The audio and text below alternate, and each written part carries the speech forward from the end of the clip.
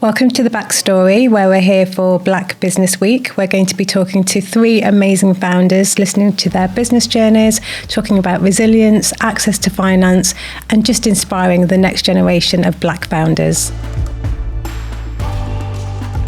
Delighted to have you all here today. Tell me a little bit about yourself, so who you are and what your business does. Hi, I'm Bolu Fagborun and I run a logistics company called Same Day Solutions Limited. We do dedicated deliveries for businesses. My name's TJ and I'm the owner of Moody Nails, so it's like a holistic nail salon. I'm Gary, co-founder and CEO of Tangent. We are a social talent marketplace. We connect job seekers with a focus on those from working class backgrounds to employees who work in the best tech companies. What inspired you to start the business? During COVID, I got furloughed. I was able to use the opportunity to basically start exploring different avenues. So I started to do nails and I thought, actually, this works quite well and I'd love to give this service to other people. Tangent is very focused on social mobility, and I'd been on a very upwardly mobile journey where I was leading social mobility programs. I just felt like I wanted to have more of an impactful career. I went to an event where British Business Bank were there talking about growth and finance and starting a company up, and I thought to myself, I can do this. I'd just like to know about your interactions with the bank and how you accessed finance. Tangent was kind of incubated, if you like,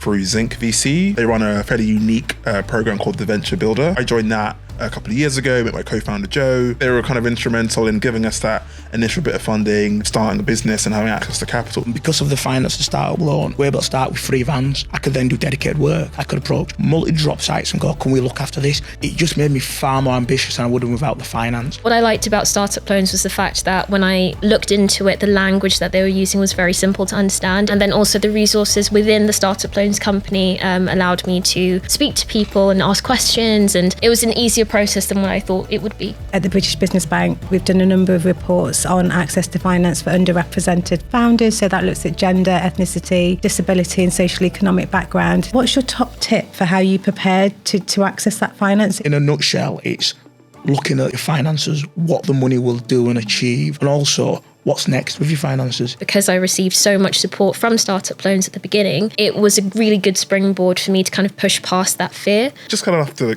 throw yourself into the process of raising finance and fundraising, and it's an iterative process, right? You get better as you go along. We're filming obviously for Black Business Week. So my next question is around the role models you had in terms of the start of your journey. My sister and my brother-in-law were huge inspirations. They were starting their own business. Having their input was really quite helpful. I'd say I have more role models now. So one would be Dean Forbes, if you know of him, who comes from a similar humble background, is now his heavyweight in business, but has also still got this level of humility about him, which I really admire. There's a co-founder of a company called First Response called Edgar. He really struck me the way he spoke about his business. Every time he had money, he reinvested it. And I get the smartest people in my industry. Can I make more capital investment? And I looked at that in myself and it really changed how I did and started the organisation. If you could give one piece of advice to somebody starting a business that you would have found useful. The ability to process issues would be the thing that I think it would have been better to learn quicker. You have to be honest about what personal habits you have that are holding you back. Failure isn't the process going wrong, it is a part of the process. What's important though is how quickly you learn from those failures, mistakes, and then execute on those learnings so you can improve and be better next time. How do those influences shape how you show up in your day-to-day? Every time somebody comes into the salon, they have a very unique experience. I cater their appointment to them. It does encourage you to want to show up as your best self. We help businesses deliver their finished products from A to B. We keep looking out for good people. Entrepreneurship is difficult regardless, but particularly for Black founders, ethnic minority founders, female founders, the struggle, it's recognised, is harder to access finance, to navigate due to networks and a whole host of reasons. So I just want you to talk a little bit about your resilience and how you've tapped into that. It's quite rare to find Black nail technician in general. Sometimes, you have that odd experience where someone will show up and they'll be like, oh, that tiny moment. And, it does kind of instill a little bit of self-doubt. The reality was I was still able to do my job and do it well. When I look at the issues or the challenges around Black people's access to finance, for sure, the numbers, there is a strong element of that being a factor.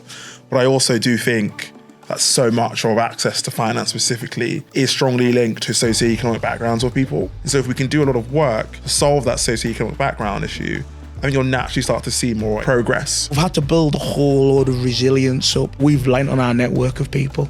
And I think that's one thing for me in the black community, underrepresented groups, because they're used to going through struggles, you've got people around you who will help you. Imposter syndrome is what I'm going to ask you about, whether you've experienced it. Sometimes you're in environments where you're like, wow, I've transitioned from not having a business to being in a room trying to pitch for £40,000 contract potentially. My business is still very much in its infancy. However, it's less to do with me. I've kind of done the foundation work, and I think I've crossed the threshold now of imposter syndrome. We're all kind of self-actualizing, right? Being, okay, done that, I want to go for the next thing. If you take a step back and just relive your own kind of experiences, you'll realize that you actually demonstrated exceptionalism or achievement in situations of hardship before. So why not? Why wouldn't I do this again? What do you do to bounce back? Setbacks are natural, they're always going to happen. I genuinely see them as opportunities to like grow or demonstrate like how good we are as a team. Yes, you've had the setback, but then ultimately you've already laid the foundations there, so your business will survive. And once you get to the end of the tunnel, then it'll be fine.